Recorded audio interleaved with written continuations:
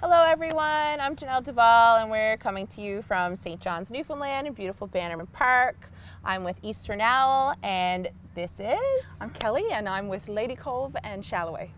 And so we are doing a 4-part video series with the National Arts Centre to really talk about our successful collaboration with Eastern Owl and Lady Cove. In this video, we're going to talk about some of the challenges, I guess, that we face through the collaborative process. I find the word challenges to be very, I don't know, a bit problematic, because I wouldn't say they were challenges. I say that they were opportunities for us to grow and learn together. And oftentimes, I guess, you know, as professionals in this industry, there are a lot of questions about how to respectfully collaborate with Indigenous groups. And so we're just going to talk a little bit about our process and how we made it work. I guess to start off, you know, we could talk a little bit about some of the more practical things that, you know, you could call challenges, but not in a bigger sense. We were chatting about this actually not too long ago, just about the different processes that come with being in a choir as opposed to come with being in a small vocal ensemble.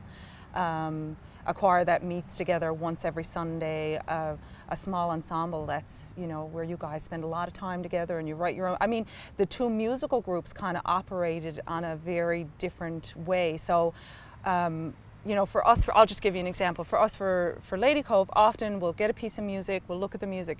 We have to learn the notes, you learn the rhythms, you learn the language, you know, you kind of dissect it, and then you sing it with emotion, and you sing with story, and you sing, and it's a process that I guess has been, you know, passed down for a very long time with traditional, you know, learning music in a choral setting.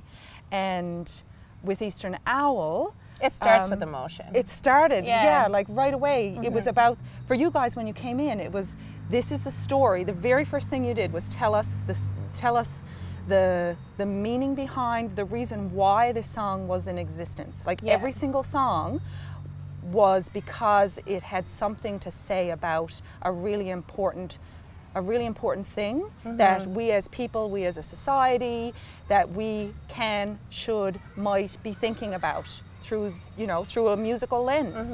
And so that's where you guys started. And so when you would sing and you'd say, okay, Lady Cove, can you sing back? It was amazing for us. So it wasn't a challenge, it was just a different way of, okay, we can do this. We can listen and learn the notes and learn the rhythms and learn it through that first original lens of the narrative and the story. Yeah, and it became a conversation between the two groups.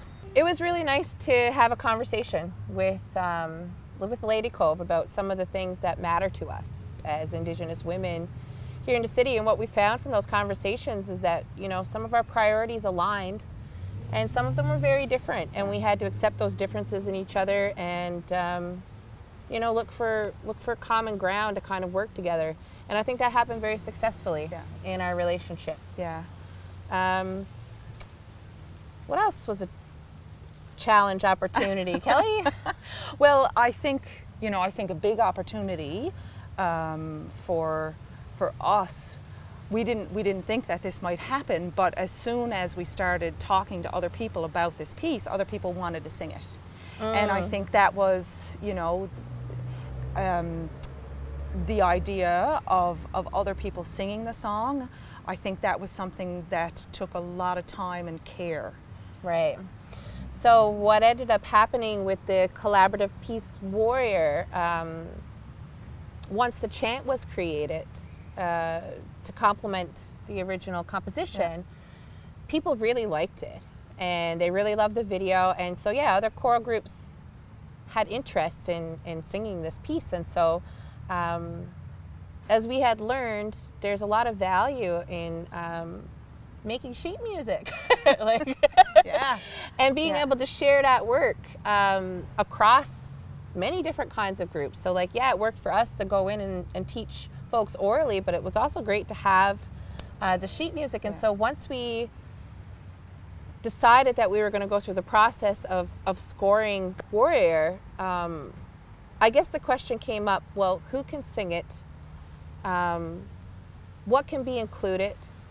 What kind of conversation will people need to have in their own communities? And, you know, who should they be collaborating with in Indigenous communities? Yeah. And so I guess that's kind of where we started having a conversation about the dissemination of sheet music for Warrior. Yeah.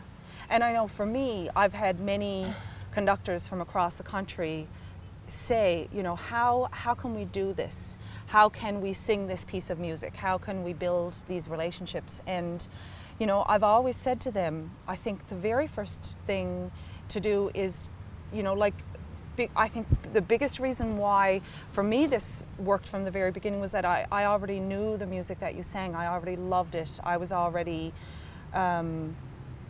invested. Yeah. And I already, well, it's, you know, like I think, I know to any of the kind of, anyone who listens to a piece of music and you're like, I love that piece of music so much and I want to hear it a bunch of times, I want to download it, I want to do this. Well, it starts with you loving and listening to the music. And then when you build that relationship, you realize, well, it's about the relationship and it's about the togetherness. So why would you ever then want to do that piece without collaborating together? So as a conductor, I say to people, like for me, I would never sing, and this is me, and we all have to recognize that we are all individuals and we make our own decisions. But for me, I would never sing that version of Warrior without Eastern Owl. I just never would, because I think that piece of music is about so much more than just the notes on the page. Right. And so I think as conductors we have to be really careful. I know when there was that conversation about for you guys, I think it must have been really kind of a big decision about what to do, because of course you want that music out there.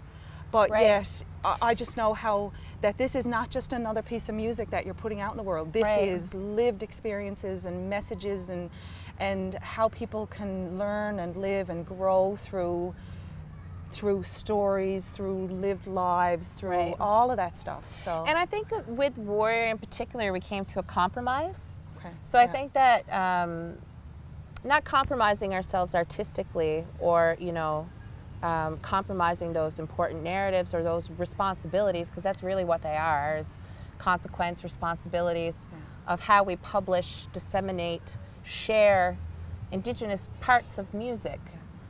We came to the decision that we wanted as a group to share this work. Stacey wrote the chant and she put a lot of energy into it and she put a lot of work into it. And we felt as a group that it was really important for us to share this and make it so people could access it. And we hope, you know, like in the score, we wrote that we hope people reach out to Indigenous communities. We made the suggestion that it is important to work with and for Indigenous communities when you are singing a piece of music written by an Indigenous composer. And our hope is that, you know, that guidance shines through, not us telling people what they should do, because we are not the experts. You know, like, we are just trying to navigate relationships where we open up spaces for Indigenous and non-Indigenous groups to work respectfully with one another to really make steps forward, right? So like, we see the importance in that, and so the importance of this piece being disseminated widely is that it shows possibility. It shows that we can make these collaborations work and make them shine and make them beautiful and make them accessible. And so that's really what Warrior did. It made possibility for things like this to move, shake, and happen. And we're really grateful for that, you know. So it wasn't easy to make that decision because, you know, and I'm sure there are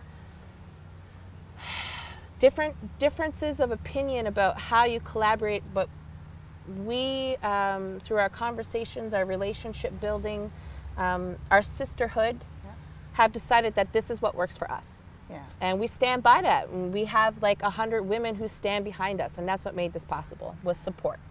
So yeah, that's what I got to say about, I guess, challenges. We look at them as opportunities, right? Yeah. Yeah. And for me, I mean, I'll be honest, I almost don't even know what to say after that, because it was so like, it just really just wrapped everything together about that process that was so incredible.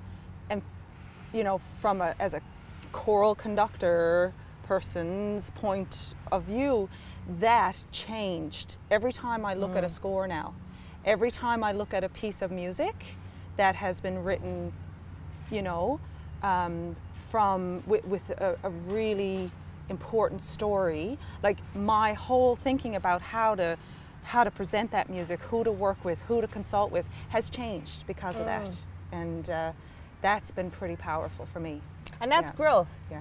Right? That's growth, and that's where we want to be headed as musicians, as, you know, as people from this place and from this territory. We want to honor and respect each other's thoughts and visions for collaboration. And I think that that's what's really important in this process. Yeah. So I think that's all we have to say about this subject. Yeah. And our next video is going to be on what's next, which you're all going to want to hear about. Thanks so much for watching.